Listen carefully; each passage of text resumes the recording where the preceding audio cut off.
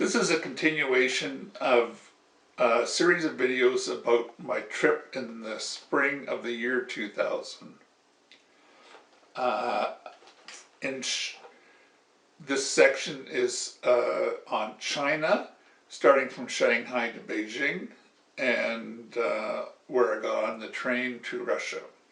I'm working on the archived copy, found at archive.org, of the web pages that I created while I was on the trip. The link will be shown in the description of the video to the original web page. Shanghai is a good place to see the old Chinese culture. The new Shanghai Museum is the best that I visited in Asia. I took many photos, but today want to highlight this ancient pottery dog. His animated face looks quite alive. I had a problem on this trip that my camera, an old Olympus digital camera, the media to save the pictures was quite expensive, and this is the early days of digital cameras. 640 by 400 was the considered very high res pictures, and many of them were taken at much lower resolution. Here are a few more views inside that Shanghai Museum. Lots of scrolls and old painted artwork, but as you can see, my heart is particularly stolen by the pottery, especially the animals, the Tang dynasty, horses, camels, dogs, dancing people were all delighted. After my visit to the museum, I spent an afternoon with the Shanghai Peking Opera. The action was easy to follow, the music interesting, and the costumes were extremely colorful. Unfortunately, this photo illustrates the limitations of my simple digital camera. Large parts of Nanjing's city wall system still exists. Visiting that is the closest that I will probably ever get to being on the Great Wall of China. The couple in the next view was enjoying the spring weather under one of the old city gates.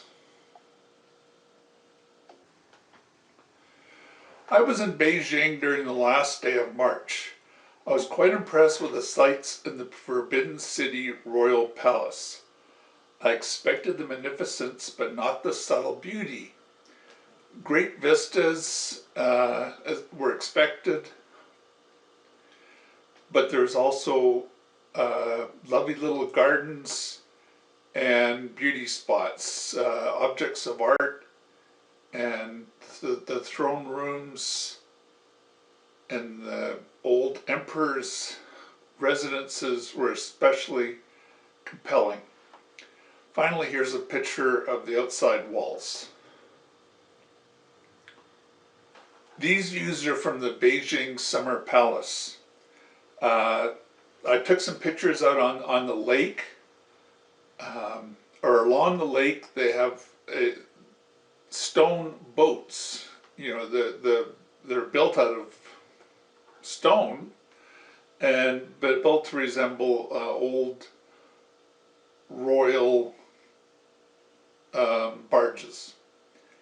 The Summer Palace completely broke the budget of the Chinese peoples, but it was certainly magnificent.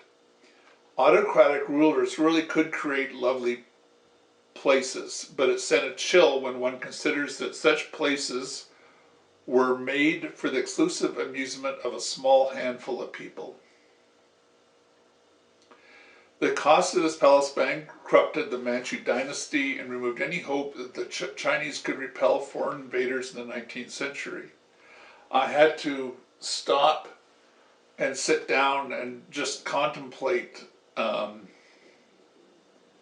the gardens. I wasn't expecting anything so subtle. I was expecting garishness and red and, you know, gold plating and all that kind of stuff, but instead I found subtle beauty.